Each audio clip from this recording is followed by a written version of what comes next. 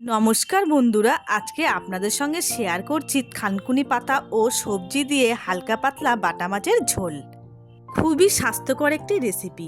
প্রথমে নিয়ে নিচ্ছি আমি এখানে বাটা মাছ আর সমস্ত আনাজ নিয়ে নিচ্ছি, গাজর, পেঁপে, বিনস, আলু আর টমেটো। আর এখানে থানকুনি পাতা নিয়ে নিচ্ছি, এটা আমার ছাদ বাগানে একটু ছোট ছোট হয়েছে। নিয়ে নিচ্ছি আদা বাটা, কাঁচা লঙ্কা বাটা। এবার সবার প্রথমে মাছে একটু নুন হলুদ মেখে নিলাম। এবার কড়াইতে দিয়ে দিলাম সর্ষের তেল।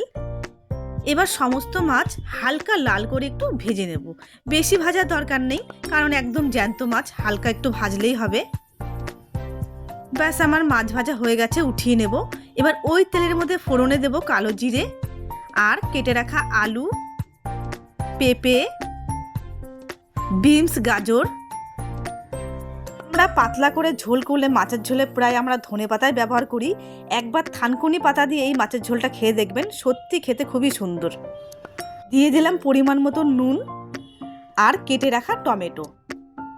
দিয়ে দিলাম আদা কাঁচা লঙ্কা বাটা, হলুদ গুঁড়ো, জিরের গুঁড়ো, ধনের গুঁড়ো।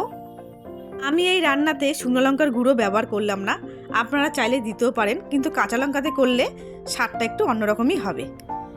এবার সামান্য একটু জল দিয়ে মশলাটাকে ভালো করে কষিয়ে নিলাম। এবার দিয়ে দেবো পরিমাণ মতন জল। এবার ঢেকে সেদ্ধ করে নেব। ব্যাস, সমস্ত আনাজ আমার সেদ্ধ হয়ে গেছে। এবার দিয়ে দেব থানকুনি পাতা।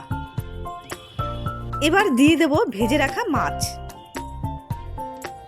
থানকুনি পাতা আর মাছ দিয়ে 3 থেকে 4 মিনিট আবার ফুটিয়ে নেব।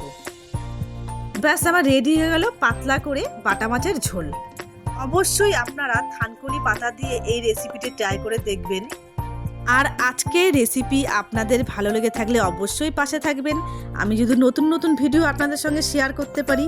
আপনারা ভালো থাকবেন, সুস্থ থাকবেন।